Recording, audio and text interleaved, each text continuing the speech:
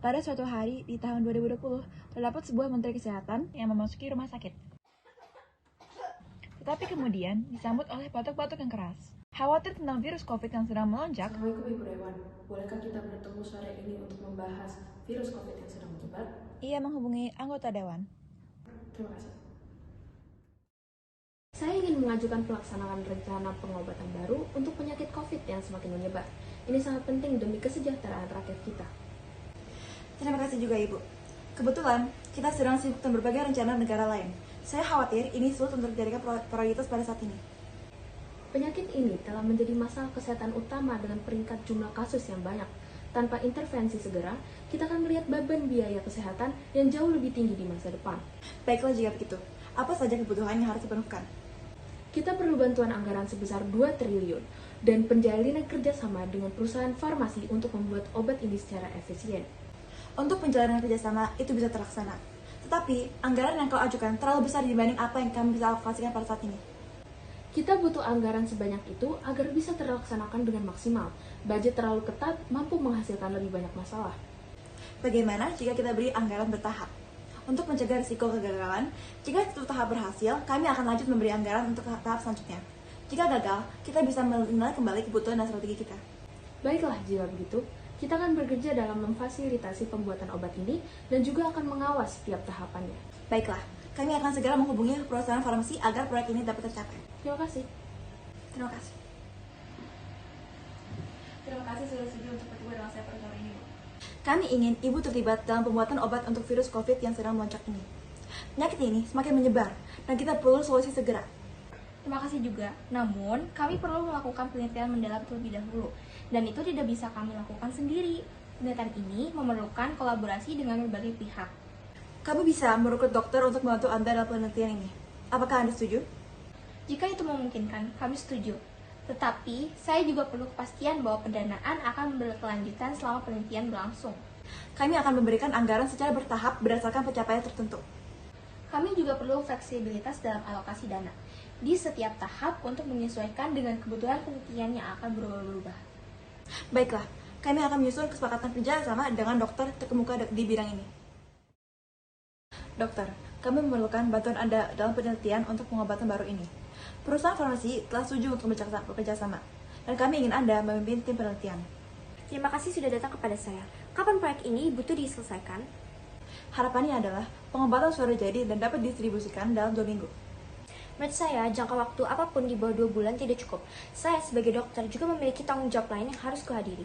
Saya mengerti, tetapi pembuatan obat harus segera diselesaikan agar dapat terjamin bahwa penyakit ini tidak akan berlanjut menular. Tetapi, saya juga khawatir jika terlalu dipercepatkan, penelitian dan pembuatan obat tidak akan maksimal dan dapat menyebabkan masalah lebih besar. Apakah dapat maksimal dalam waktu 1 bulan? Baiklah, melihat urgensi, saya setuju dengan pengaturan ini. Kami juga perlu jaminan bahwa setiap hasil penelitian, baik positif maupun negatif, akan dilaporkan secara berkala. Tentu saja, kami berkomitmen untuk melaporkan hasil penelitian secara teratur. Terima kasih dokter.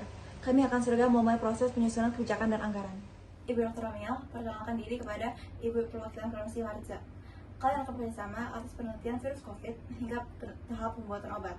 Saya berharap kalian berdua dapat profesional dalam proses ini.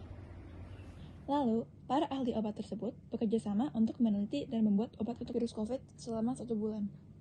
Sekarang kita akan memasuki tahap uji praklinis. Pada siapakah kita akan menguji, Dok? Adakah kriteria khusus yang dianggap penting? Saya percaya uji praklinis harus melibatkan manusia agar hasilnya lebih relevan dan akurat. Namun, saya biasanya melalui dengan uji pada hewan untuk menilai respon imun.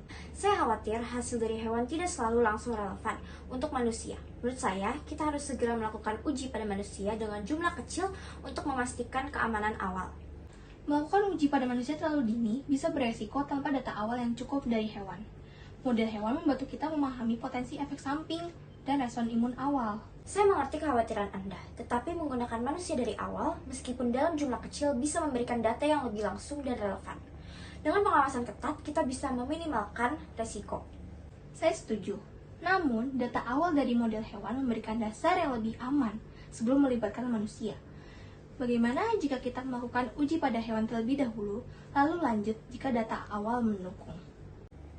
Itu bisa menjadi kompromi yang baik. Saya setuju untuk memulai dengan hewan, asalkan segera dilanjutkan dengan uji manusia setelah data awal mendukung keamanan dan efektivitas.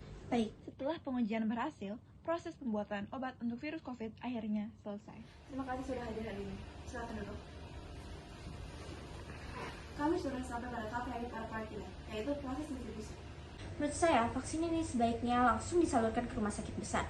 Dengan demikian, kita bisa memastikan dana yang kita keluarkan akan kembali melalui pelayanan kesehatan yang diberikan oleh rumah sakit. Saya merasa kita memberikan vaksin ini kepada rakyat yang sakit secara gratis terlebih dahulu. Kesehatan masyarakat adalah prioritas utama kita. Saya setuju dengan Menteri Kesehatan. Namun, kita juga harus memikirkan cara untuk mendapatkan dana yang diperlukan untuk terus mendukung program ini. Mungkin kita bisa mencapai dana yang diperlukan melalui kegiatan ekspor dan impor vaksin. Dari perspektif kami di industri farmasi, ekspor vaksin ke negara-negara yang membutuhkannya dapat menjadi sumber dana yang signifikan. Namun, memastikan distribusi dalam negeri yang efektif dan adil juga sangat penting. Jika kita berhasil mengendalikan penyakit di dalam negeri, itu akan menjadi model yang kuat untuk menarik minat internasional. Betul, prioritas pertama kita harus memastikan vaksinasi gratis bagi rakyat yang sakit. Setelah kita mencapai stabilitas dalam negeri, kita bisa mengejar ekspor sebagai langkah selanjutnya. Jika kita bisa menjamin bahwa program ekspor dapat berjalan lancar setelah vaksinasi dalam negeri, maka saya setuju dengan rencana ini. Para anggota Dewan akan segera memulai dan distribusi gratis kepada rakyat yang sakit dan secara bertahap menyiapkan infrastruktur untuk ekspor. Dengan begitu, kita bisa menjaga keseimbangan antara kesehatan masyarakat dan keberlanjutan finansial. Dan kami juga dari pihak farmasi akan mendukung dengan logistik dan teknologi untuk memastikan distribusi yang efisien. Kami juga mempersiapkan jalur ekspor agar segera bisa diimplementasikan setelah program dalam negeri stabil. Baik, jadi kesimpulannya kita akan memprioritaskan pemberian vaksin gratis kepada rakyat yang sakit terlebih dahulu, sambil menyiapkan strategi ekspor untuk mendapatkan dana tambahan. Kami akan memastikan bahwa setiap fasilitas kesehatan, termasuk di daerah terpencil, mendapatkan pasokan vaksin yang memadai. Baiklah, terima kasih semua. Dan dengan itu, proses kerjasama dalam pembuatan obat antara anggota Dewan, Menteri Kesehatan, Farmasi, dan dokter yang melibatkan baik negosiasi telah selesai.